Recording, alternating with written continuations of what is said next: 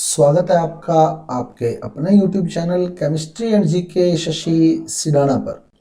साथियों, हमारा जो टॉपिक चल रहा है स्टैटिस्टिक्स का, स्टैट का ग्राफिकल रिप्रेजेंटेशन, आलेखी निरूपण, विभिन्न प्रकार के आलेख, जिसमें हम पिछले वीडियो के अंदर एक विमीय आलेख के बारे में डिस्कस कर चुके हैं। इस वीडियो में हम डिस्कस करने वाले हैं द्विविमीय आलेख के बारे में। तो साथियों, यदि अभी तक आपने हमारे YouTube चैनल को सब्सक्राइब नहीं किया है तो सबसे पहले हमारे YouTube चैनल को सब्सक्राइब कर दें। आप लोग YouTube पर हमारे चैनल को शशि सिडाना नाम से भी सर्च कर सकते हैं, केमिस्ट्री बाय शशि सिडाना के नाम से भी सर्च कर सकते हैं, और चैनल का लिंक व्हाट्सएप पर प्राप्त करने के लिए आप व्हाट्सएप कर सकते हैं हमारे मोबाइल नंबर 9928782905 पर, और आप हमारा Telegram channel read chemistry bye Shashi Sidana नाम से जो बनाया गया है उसे भी ज्वाइन कर सकते हैं। तो साथियों, हम डिस्कस कर रहे हैं ग्राफिकल रिप्रेजेंटेशन पार्ट 2, आलेखी निरूपण, विभिन्न प्रकार के आलेख, जिसमें हम डिस्कस करेंगे द्विविमीय आलेख के बारे में। द्विविमीय आलेख कौन कौन से हैं, त्रिविमीय आलेख कौन से हैं, पिक्टोग्राम क्या होता है, वो सारा इस वीडियो में हम डिस्कस करने वाले हैं। न्यूमेरिकल कैसे सोल्व करना है उसके वीडियो मैं पहले भी अपलोड कर चुका हूँ। इन वीडियोस के अंदर मैं सिर्फ ये बता रहा हूँ कि अगर जैसे आपने रीट एग्जाम में प्रीवियस ईयर्स के पेपर में देखा होगा, आपको एक डायग्राम बना हुआ आ जाता है, एक चित्र बना हुआ आ जाता है और पूछ लेता है कि ये चित्र किसका है, कौन सा चित्र है ये, तब हमें पता होना चाहिए कि ये जो चित्र है ये इस आलेख का चित्र है। तो अब बात कर रहे हैं हम हमारे द्विविमीय आलेख की। तो सबसे पहले द्विविमीय आलेख क्या होता है और इसके प्रकार क्या क्या है द्विविमीय आलेख के, उसको हम डिस्कस करने वाले। द्विविमीय आलेख का मतलब है जिसमें दो विमाओं की जरूरत पड़े, यानी दो अक्षों की जरूरत पड़े, एक्स अक्ष और वाई अक्ष। तो एक विमीय में केवल एक ही अक्ष के आंकड़े देखे जा रहे थे, द्विविमीय में दोनों अक्षों के आंकड़े देखे जाते हैं। तो द्विविमीय आलेखों में दो विस्तार यानी लंबाई और चौड़ाई के द्वारा समंकों यानी आंकड़ों का निरूपण किया जाता है। समंक यानी डाटा यानी आंकड़ा। तो द्विविमीय आलेख में दो विस्तार चाहिए होते हैं, लंबाई भी और चौड़ाई भी, यानी एक्स अक्ष और वाई अक्ष दोनों का बराबर योगदान होता है, दोनों ही अपने आप में महत्वपूर्ण होती हैं। द्विविमीय आलेख जो है ये तीन प्रकार के होते हैं, आयत चित्र, वर्ग चित्र और पाई चित्र। तो आयत चित्र, वर्ग चित्र और पाई चित्र या वृत्त चित्र एक ही बात है, वृत्त चित्र या पाई चित्र। तो तीन प्रकार के द्विविमीय आलेख जिनको अब हम डिस्कस करने वाले हैं। तो सबसे पहली बात हम कर रहे हैं आयत चित्र या हिस्टोग्राम की। आयत चित्र या हिस्टोग्राम, इसको कैसे बनाया जाता है, इसमें लंबाई और चौड़ाई का महत्व होता है। तो जैसे मेरे को एक क्वेश्चन दिया गया, एक हॉस्टल में रहने वाले छात्रों को विटामिन एवं प्रोटीन युक्त आहार दिया गया। इस आहार के कारण छात्रों के भार में कुछ वृद्धि हुई जो निम्न आंकड़ों के अनुसार है।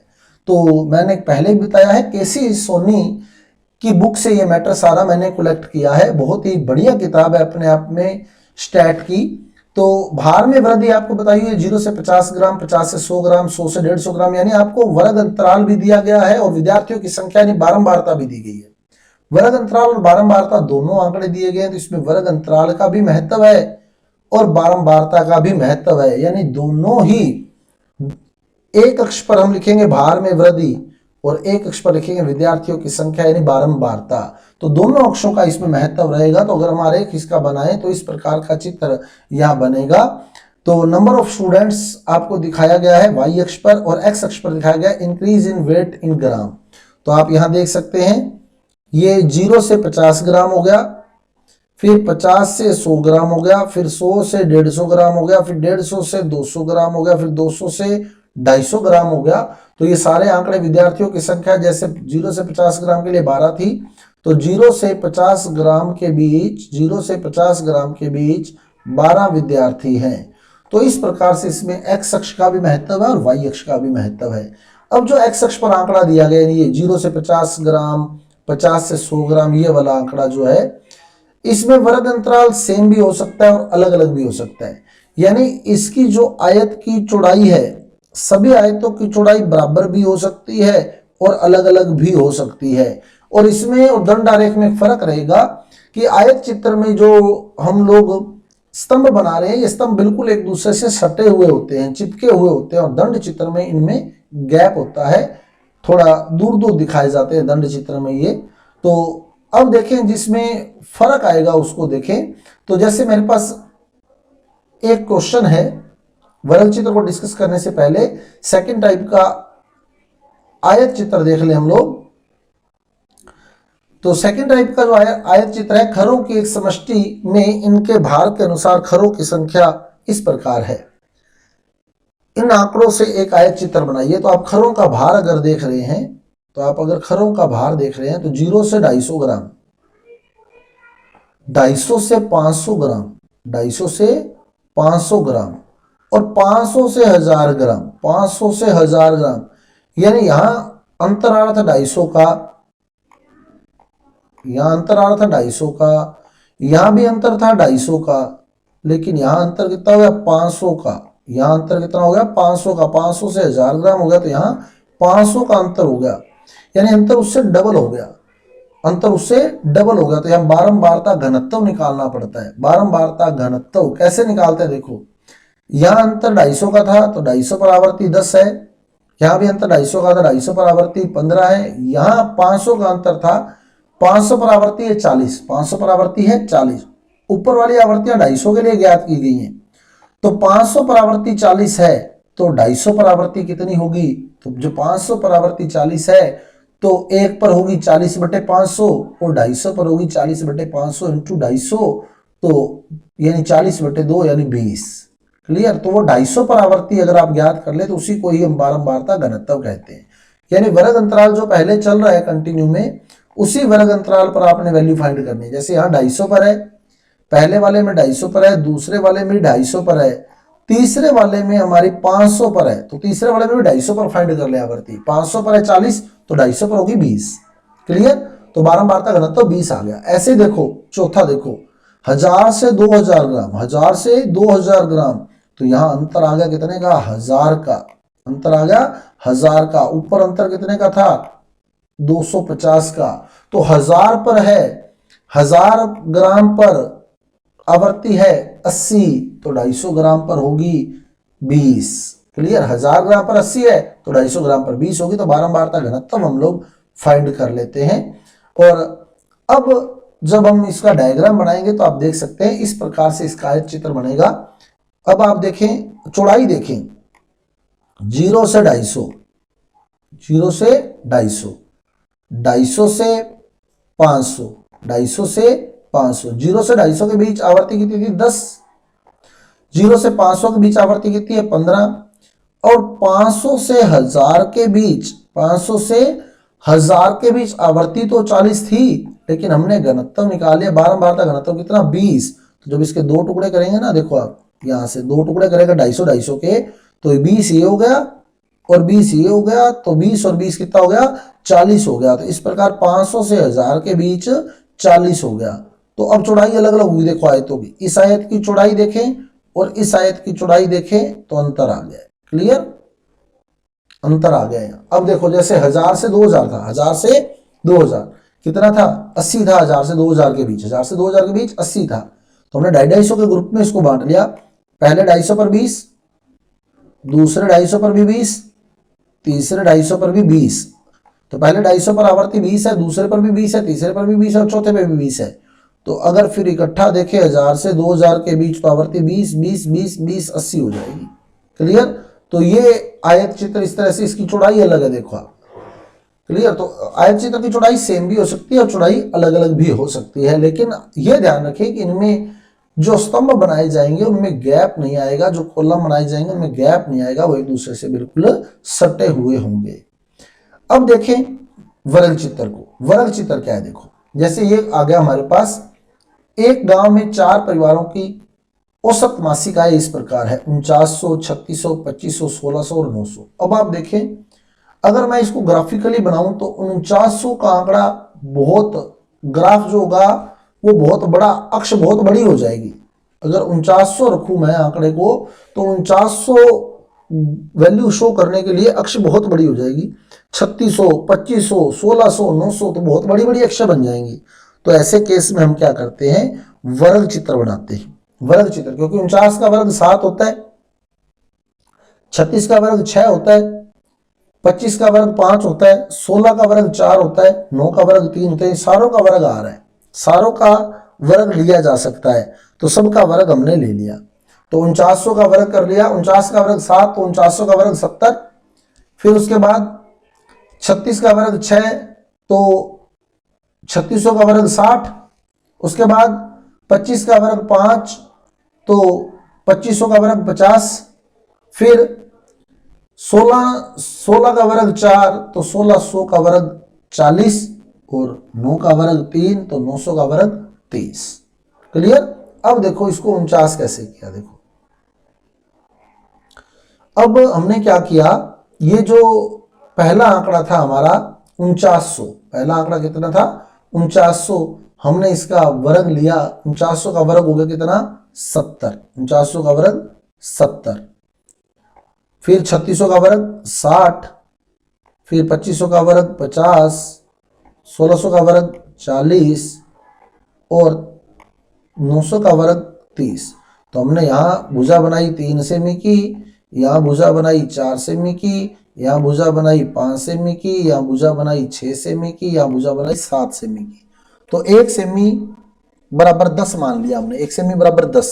तो 7 सेमी की भुजा है तो 7 × 10 70 हो गया, 6 सेमी की भुजा तो 6 × 10 60 हो गया, 5 सेमी की भुजा तो 5 × 10 50 हो गया, 4 सेमी की भुजा तो 4 × 10 40 हो गया, 30 सेमी की भुजा तो 3 × 10 30 हो गया। क्लियर। अब आप देखो इसमें वर्ग चित्र में जो विशेषता होगी वो लंबाई और चौड़ाई सेम रहेगी। अब देखो ये चौड़ाई मैंने 7 ली, चौड़ाई कितनी ली 7, लंबाई भी मैंने 7 ली, लंबाई भी कितनी ली 7, तो ये वर्ग चित्र बन जाएगा। अब पूरा क्षेत्रफल जब निकाल लूंगा तो 7 × 7 कितना हो जाएगा 49, और 1 सेमी को 10 मानना है यानी 70 × 70, तो ये पूरा हो गया 4900। ये पूरा जो क्षेत्रफल है ये पूरा क्षेत्रफल 4900 हो गया। आगे बात समझ, लंबाई चौड़ाई बिल्कुल सेम है। जैसे यहां मैंने लिया 6 सेमी और ये भी लिया मैंने 6 सेमी, तो 6 × 6 36, और हमने 1 सेमी को 10 मानना है, 1 सेमी को 10 मानना है तो 6 × 6 यानी 36 वर्ग सेमी, 36 वर्ग सेमी, और 1 सेमी को हमने कितना मानना है, एक खाने को 10 सेमी मानना है, एक खाने को 10 सेमी मानना है, एक खाना बराबर 10 सेमी यानी 1 सेमी बराबर 10 सेमी। तो ये जो मैं 6 सेमी लिख रहा हूं, 6 सेमी का खाना ले रहा हूं यानी 6 खाने ले रहा हूं, वो एक्चुअल में 6 खाने नहीं है, वो 60 सेमी हो गया, ये भी 60 सेमी हो गया। क्लियर। लंबाई चौड़ाई बराबर है। अब क्षेत्रफल निकालूंगा 60 × 60 3600 बनेगा, तो इनकम 3600 है, वो क्षेत्रफल उससे शो हो जाएगी।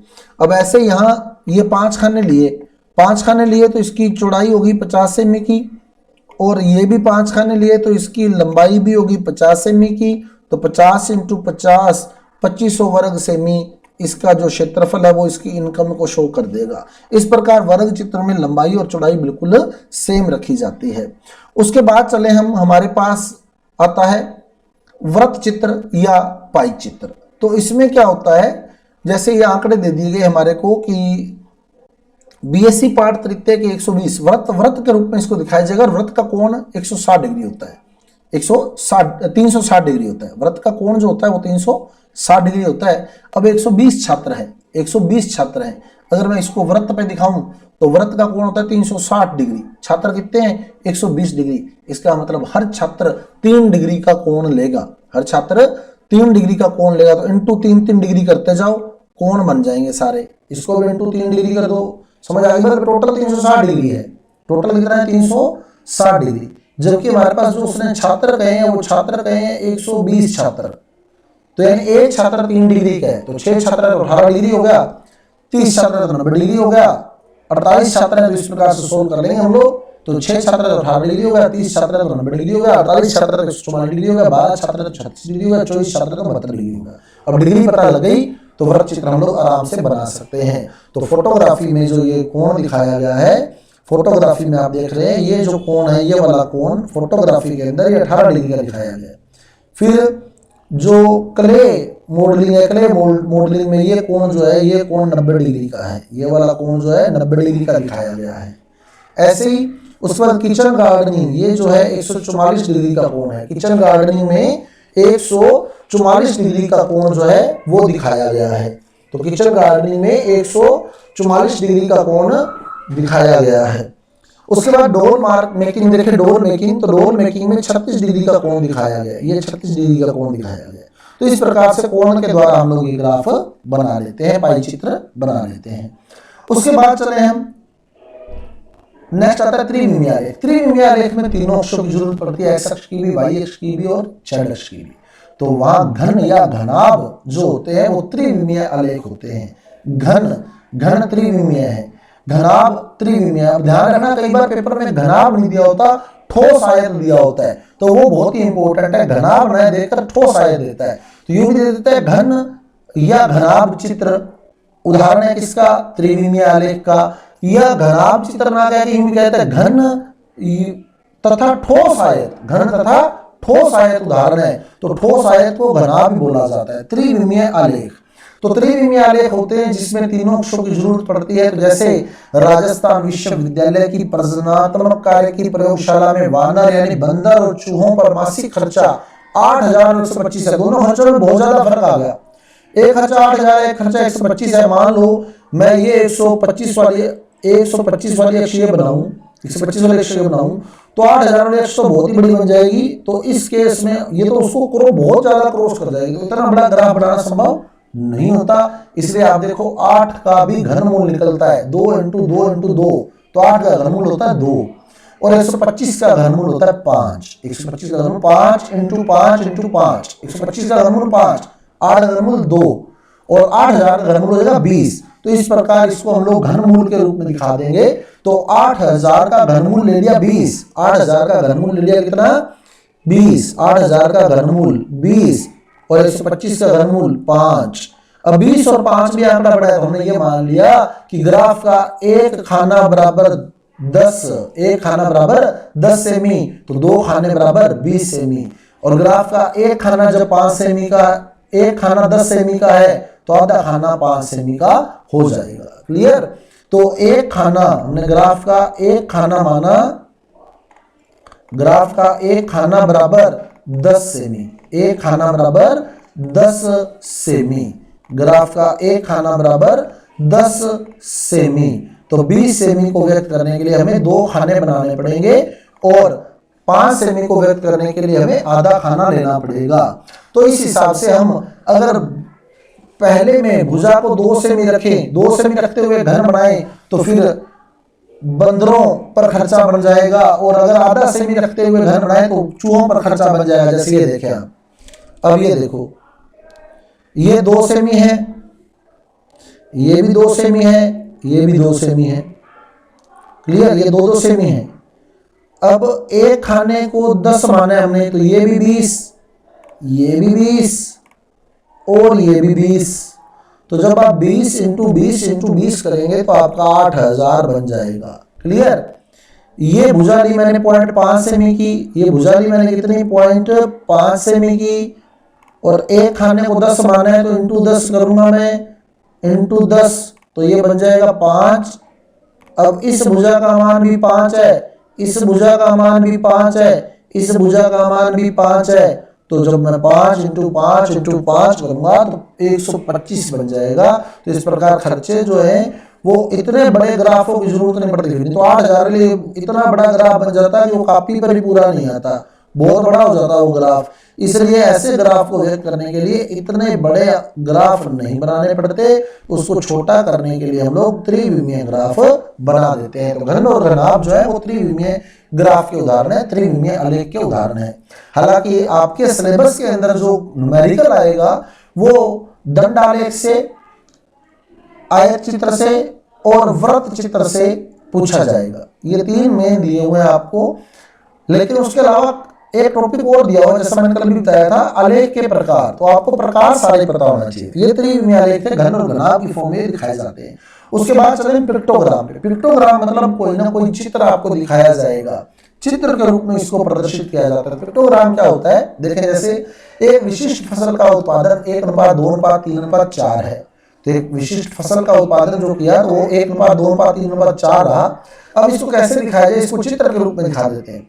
इन्होंने ट्रैक्टर दिखा दिया, एक ट्रैक्टर है, फिर 2 ट्रैक्टर है, फिर 3 ट्रैक्टर है, 4 ट्रैक्टर है। तो यहाँ फसल का उत्पादन दिख रहा है कि एक ट्रैक्टर दिखाया यहाँ, इसमें 2 ट्रैक्टर दिखा दिए यहाँ, फिर 3 ट्रैक्टर दिखा दिए, फिर 4 ट्रैक्टर दिखा दिए। तो ये पिक्टोग्राम दिखाया है। तो ये अनुपात दिखा रहे हैं 1:2:3:4। तो ट्रैक्टरों की संख्या के अनुपात में हमने पिक्टोग्राम दिखा दिया जो कि फसल के उत्पादन को व्यक्त कर रहा है। पिक्टो मतलब पिक्चर।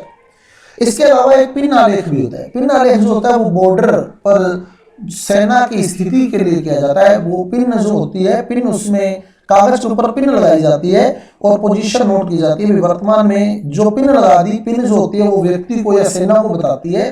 पिन लगा दी कागज पर, जैसे ये कागज है, मान लो ये कोई कागज है और ये पिन लगा दी यहाँ, तो ये सेना की पोजीशन बता रही है। सेना वर्तमान में इस पोजीशन पर है। फिर जब जैसे सेना मूव करती है, इस पिन को हटाकर यहाँ लगा दिया जाता है, तो सेना की पोजीशन जो होती है वो पिन डायग्राम के थ्रू दिखाई जाती है। तो साथियों ये थे हमारे सभी प्रकार के आलेख जो हमने डिस्कस किए। यदि आपको हमारे वीडियो अच्छे लगे हैं तो कृपया हमारे वीडियो को लाइक कीजिए, शेयर कीजिए और हमारे चैनल को सब्सक्राइब करना मत भूलिएगा। साथ ही साथ बेल आइकन का बटन भी ऑन कर दीजिएगा ताकि आने वाला नोटिफिकेशन आपको नोटिफिकेशन बॉक्स में मिल सके। तो मिलते हैं अगले वीडियो के साथ। धन्यवाद।